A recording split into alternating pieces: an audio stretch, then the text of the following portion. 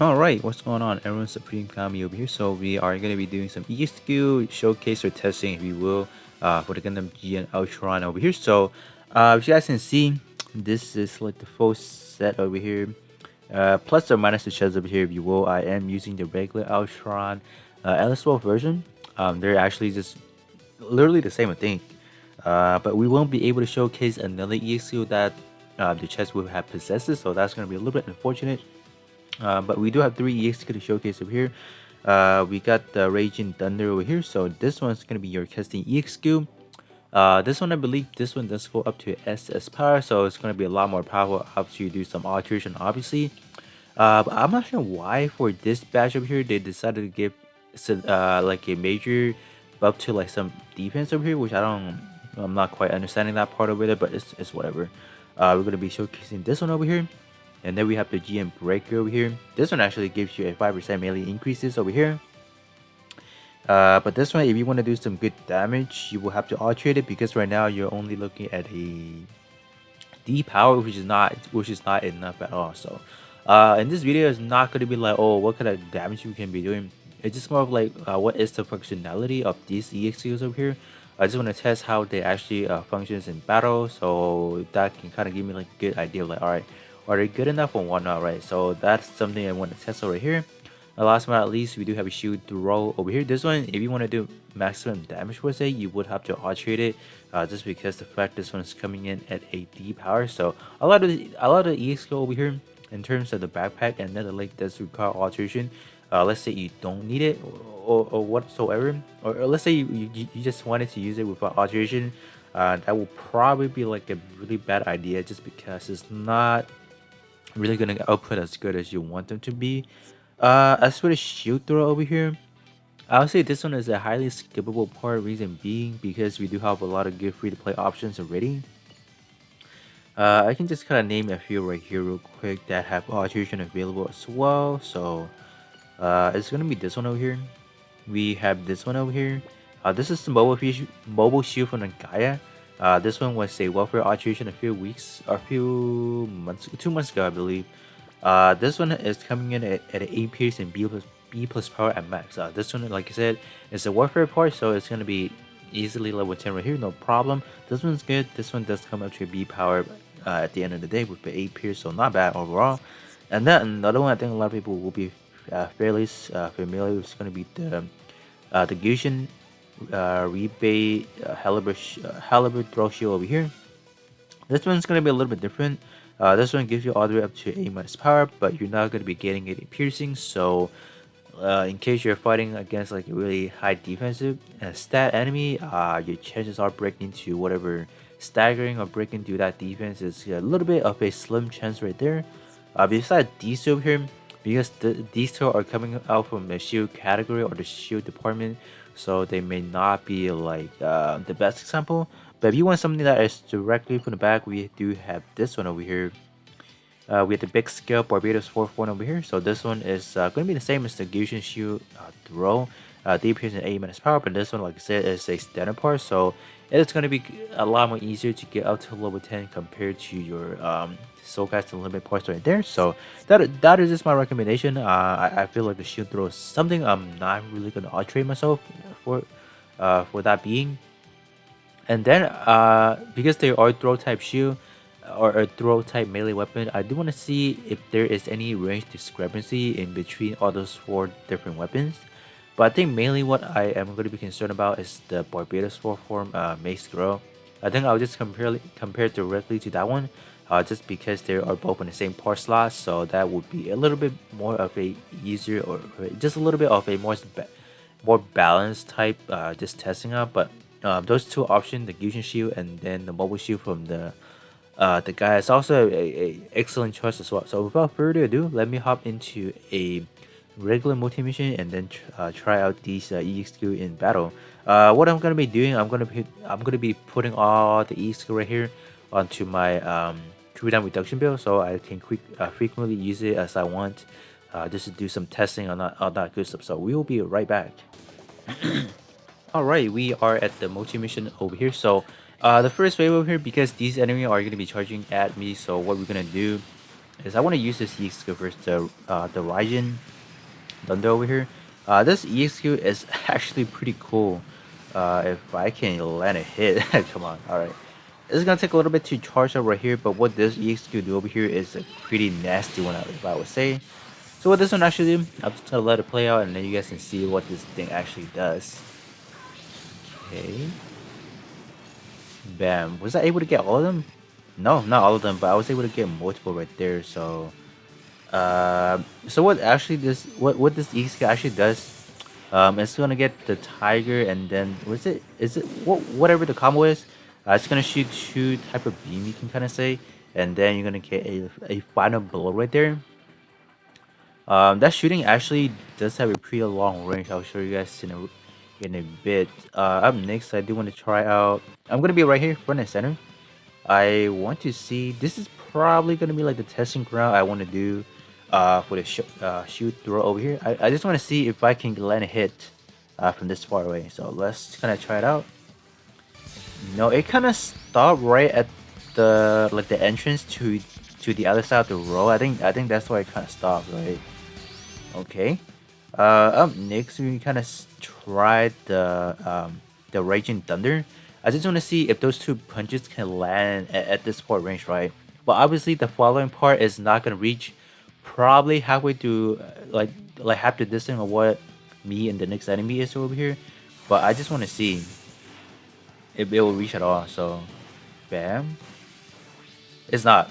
But even though it's not gonna reach, but that final part is gonna it's still gonna play out. As you guys can see, like I said, it's gonna be like halfway through. So you're gonna have to be a little bit cautious when you are using this EX skill. I would say you have to be at least this close, in order for you. I would say for your final blow to just kind of kick through.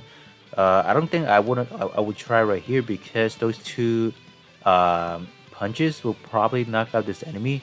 I'll try in the next scenario where I can get multiple enemies, so that's something I can do. Those two punches, you can say they can kind of knock out your enemy right away. So you can think of this one as like a pseudo AOE ish over here, because like the last dragon or whatever tiger like whatever the throw is able to kind of like hit multiple enemy per time. So that's something to just kind of keep in mind as well. Let's actually use the GN breaker as well. I just want to see the animation right here. Okay. Let me actually go back front and center right here. I just want to see how far we can kind of reach. So the circle starts right here. You can just kind of stand right here. I just want to see if I can get across to like the berry upper end, or like a little bit of that circle. So let's see. Okay. I would say it's not the best of range because your enemy can dodge back and that's gonna completely ruin your E skill. There are multiple E skill in this caliber, like I believe the Koger, a beam saber combo.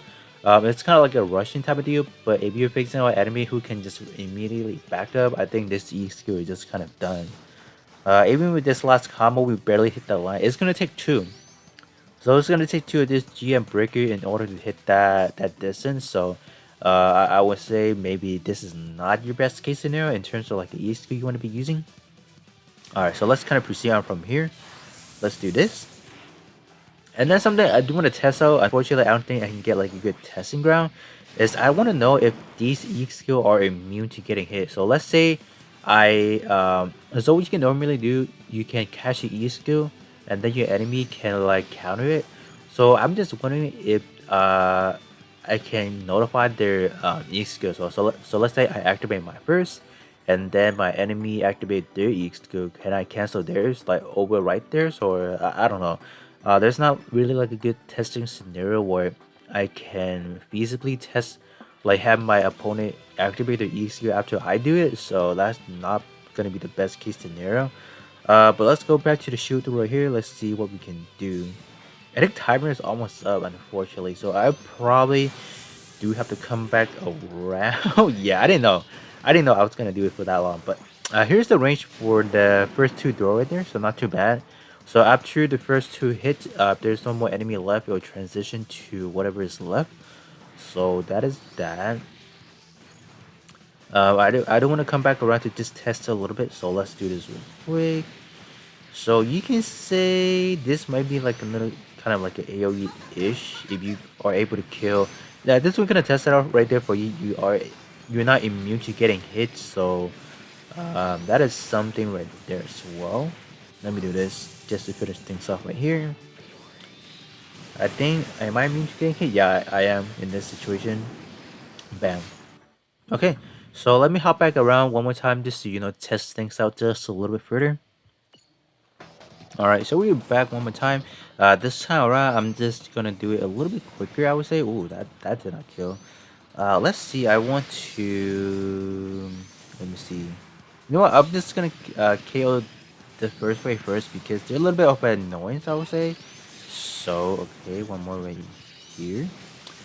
Keep in mind in terms of the buff, because the Rising Thunder does have a buff, it activates right afterwards, so you're not gonna get any initial buffing like for the initial charge. So that is something you just gotta keep in mind as well.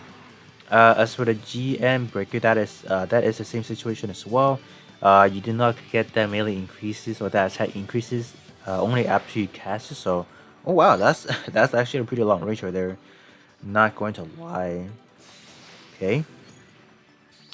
So I'm just gonna do this right here. Wrap things up from here, and then let me do this.